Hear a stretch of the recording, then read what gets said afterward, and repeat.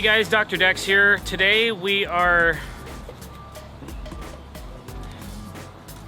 That's good outtake to the end. Ready to start over from the beginning? All right.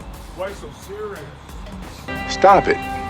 Hey guys, Dr. Decks here, and we are on our current build. We're working on the upper deck today. Yesterday, we started framing the upper deck by placing all the beams, getting them all to elevation, getting them all locked in, and then we started framing the joist. So today, we're continuing with the joist and starting to create some curves in the deck and just running more joists and framing and starting to lock everything together. We'll start putting in some of our surface blocking. We also did some G-tape yesterday. Finished off the outside curve of the deck and G-taped it. We're doing some really complex curves and radiuses, and hopefully I'll be able to share with you some of the ways that I figure and lay out some of this stuff. I've been stumped a little bit at the end of yesterday and today. So today I brought a surface book with me, a little computer, to help me figure out some of these curves and get some of the dimensions that I need to figure out so I can be a little more accurate and on point with this design that I did. So come check us out, follow along, and see how we do.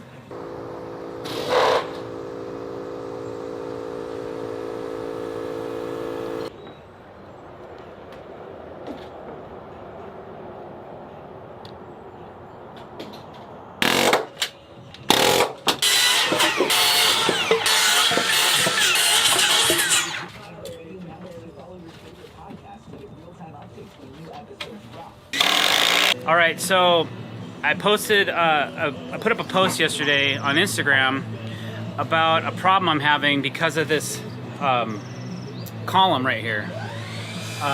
Not being able to lay out a curve. I have a technique I would do, but I had a follower send me something that's really great. He kind of gave me an idea of how to get around this thing and still be able to lay out my curve, and I can do it before I have the joists in, which helps me kind of figure out where my beams are going. And so I'm gonna use that. I'm gonna take a snapshot of that right now. And I'm gonna use that theory to try and lay out my curve, because I'm having issues laying out the circumference of a circle that is going all the way through the deck right here. So that's how we're gonna get around this thing and get that figured out. So we gotta build a jig. We're building lots of jigs today to get all these different curves figured out. So that's next. Yep, it's just getting around this. Yeah. The ability to get around this thing. For that. All right, so I made myself a little jig so I can figure out where the end of the beam is and where all the ends of these joists that we haven't ran yet are gonna go. What I'm trying to do is figure out where this beam goes right here. So I've made this jig that's going to replicate the diameter, or excuse me, replicate the radius of the curve that we need to install on the outside of this deck. So let's check it out and see if it actually works. Could you explain this? Basically, it's just a few pieces of 2x6 screwed together so that I have a pivot point right here. And as this pivot point goes around the deck, it's going to create a curve. So now I'm clearing my footing, and then as we go along, I'll be able to go along here, all the way to there. And now we've got our curve.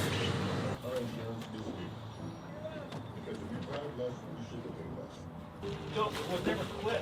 You know, you just break off all that stuff. Perfect nub.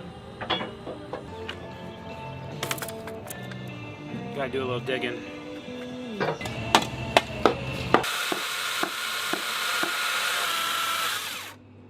what was that for? Oh, that's where the beam needs to be cut on the curve. So we really like this Prezi beam cutter. It works really well for doing obtuse notches and obtuse angles on beams and joists and stuff. Pretty clean cut, so we dig it. If not, the sugar from the coffee should keep it going. Right on, money. Okay, we're close. Not anymore, but we're close, eh? Yeah.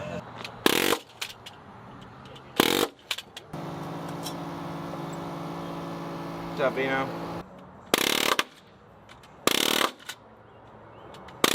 This is a nameless, let's see, generic. I don't know if it's a framing gun or a joist gun or whatever, but we use it for hanging all of our joist brackets. And then right now, I'm installing these twist brackets, every other joist on each side, and then opposing on the other sides, so that they alternate all the way down. And these are to keep the joist from ever lifting off or pulling away from the beam.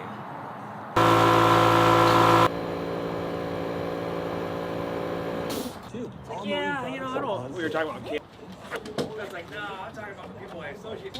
I think what's next is we finish framing this section out and get our curve built for this, and then this is kind of buttoned up for the moment, and then we can start joisting this way. We have to kind of get a.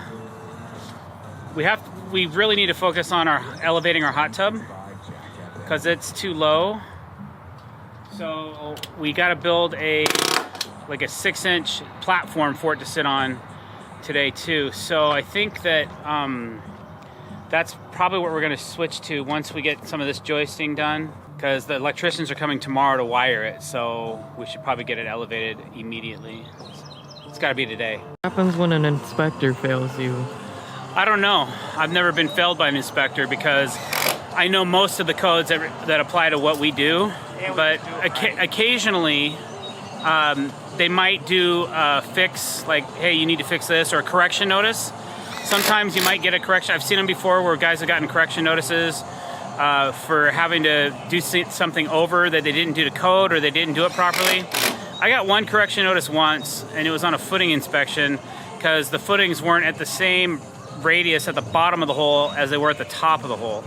But like Phil just said, if you interrupt me while I'm talking, and I lose my train of thought.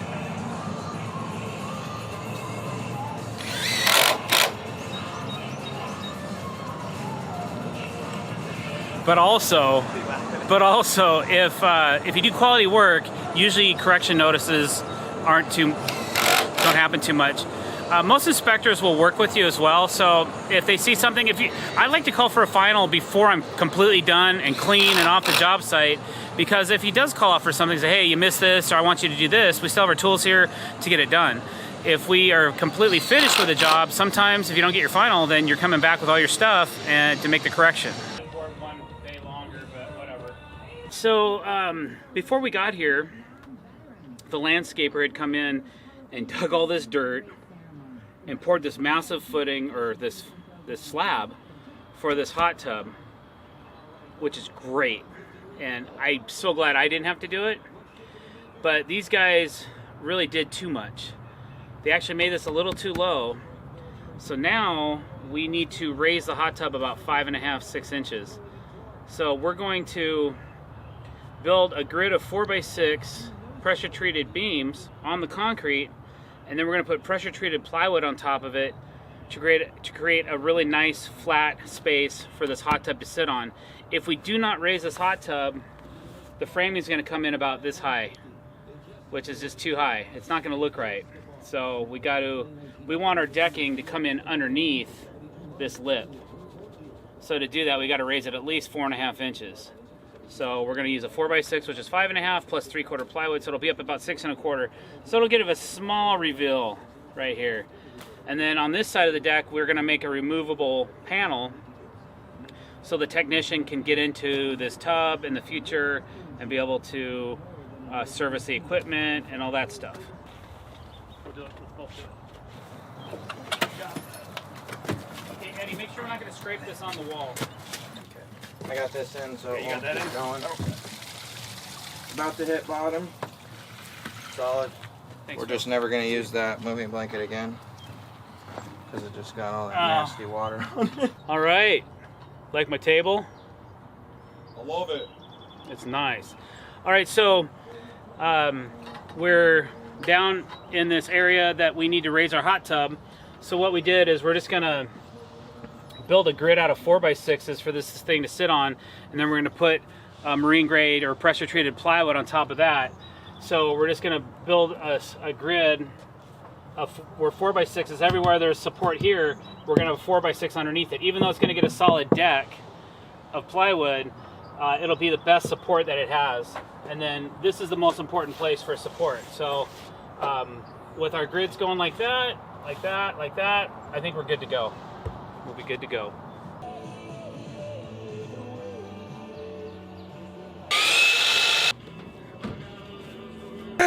No, kidding. Cut hub. Just want to show you the little stands or whatever that stick out. 5 4x6s, 67 inches long each. Pretty decent amount of weight and not leaning the table over at all. Just a real solid stand. You guys should check them out. Cut hub. Wipe that smirk off your face. Good. He says as he smiles past you.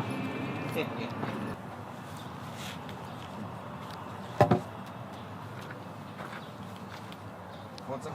You don't even know. You don't want to know what I'm doing. This is math to the extreme. I wish I would have paid more attention in algebra. Dang it. Go to school. Stay in school. Don't do drugs. Of course, I might have to understand what I'm doing here. What's happening? I've never seen anyone use this much tape, this many tapes before. So what I've done was, I'm trying to do my layout in between the beams. I had to pull one of these beams over to make it work up against the house, and now it's kind of offset it offset things for where the center of the circle is. Basically, this is the center of our deck right here, and it is to the outside is the center. So if I try to shift my circle to make it fit in between these beams, thank you. Yeah. It may look odd. It won't be centered, so I need to shift everything back this way. So right now my center point's right here and it needs to be right here. So what I'm gonna have to end up doing is carving some of that beam off to make the circle work. And then it looks like I may need to extend the center section out a little bit, which is no big deal. And then I'll be back on point. But it's just figuring all that out. What I was trying to do is get a reference point from where I have my drop down lines. I know exactly where the end of those two beams are supposed to be. And I have a 14-foot diameter circle right here of an inlay, and the outside radius of this upper deck. So the radius is 7 feet. There's my pivot point right here, but I'm gonna have to shift it. So everything has to get moved. I always check them and I raise them and lower them to make them as flat as possible. So every time we have a beam or a joist or anything, we always put the bow facing upward, kind of like an arch. It gives it more structural strength as opposed to the bow being cut the other direction, which is going to make the board slop down quicker and sooner in its lifespan, and it'll have less structural integrity. So when you see us looking at the board, looking down it, that's what we're doing every time, is checking for the bow.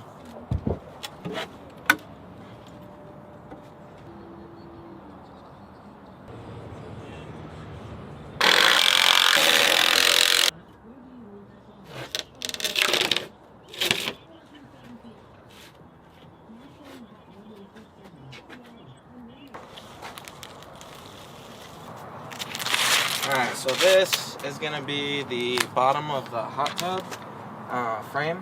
So we had to bring the hot tub up because of elevation. When they installed the hot tub, they didn't make the slab high enough. So we're putting some G-tape on the bottom just to protect against any water or anything that might be on the ground to help prevent rot on the wood. Okay, so humor me because I'm dumb. What's the difference between a beam and a joist? Good question. Okay, so right here, this is a beam, much thicker and taller and structurally more sound, and this is what, at least for what we do building decks, we either put our joists, which is the board runners that the actual PVC decking is going to go across. We either always put our joists on top of the beam, or we butt them into the beam flush with joist hanging brackets. So if you want to think about it as levels, the beams are like the first flat level of support for the deck, and then you have joists that are either on the same level as the beams or above, and then you have the decking, which is your very top level. All right, guys, thanks for watching. Appreciate it. Hope you learned something today. If you did, please click that subscribe button. Share us with your friends. Let them know that there's a great construction deck build guy out on YouTube looking for subscribers. If you want to be notified of every time that we put out new content, please click the bell icon as well. That'll get you notifications of when we're putting out new content. Thank you very much and have a great day.